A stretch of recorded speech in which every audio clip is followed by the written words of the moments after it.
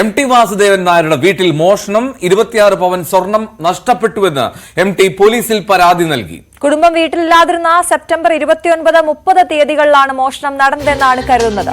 MS Aneesh Kumar ചേർന്നു വിവരങ്ങളുമായി. അനീഷ്, എപ്പോഴാണ് ഇത് തിരിച്ചറിയുന്നത് ഇങ്ങനെ കവർച്ച നടന്നു എന്നുള്ളത്?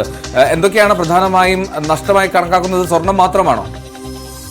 എന്തോ കഴിഞ്ഞ ദിവസം, അതായത് ഇന്നലെയാണ് MDയുടെ ഭാര്യ സരസ്വതി നടക്കാവ് പോലീസിൽ ഈ സംബന്ധിച്ച പരാതി നൽകുകയും പോലീസ് കേസെടുക്കുകയും ചെയ്തത്.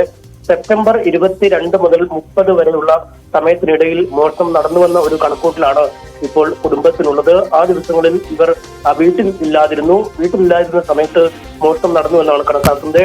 പക്ഷേ ഈ സ്വർണവും മറ്റ് ആഭരണങ്ങളും കാണാനില്ലെന്ന് ഇന്നലെയാണ് തിരിച്ചറിഞ്ഞത്. ഇതേ തുടർന്ന് പോലീസിൽ പരാതി നൽകുകയുമായിരുന്നു. ഈ സ്വർണം ബാങ്ക് ലോക്കറിലാണ് എന്നൊരു സംശയമാണ് കുടുംബത്തിനുണ്ടായിരുന്നത്. എന്നാൽ പിന്നീട് ബാങ്ക് ലോക്കറിലെത്തി പരിശോധന നടത്തുകയപ്പോൾ ബാങ്ക് ലോക്കറിൽ സ്വർണം ഉണ്ടായിരുന്നില്ല. പിന്നീട് വീട്ടിലും നടത്തിയ വിശദമായ പരിശോധനയിൽ ആഭരണങ്ങൾ നഷ്ടമായതായി കണ്ടെത്തുകയായിരുന്നു.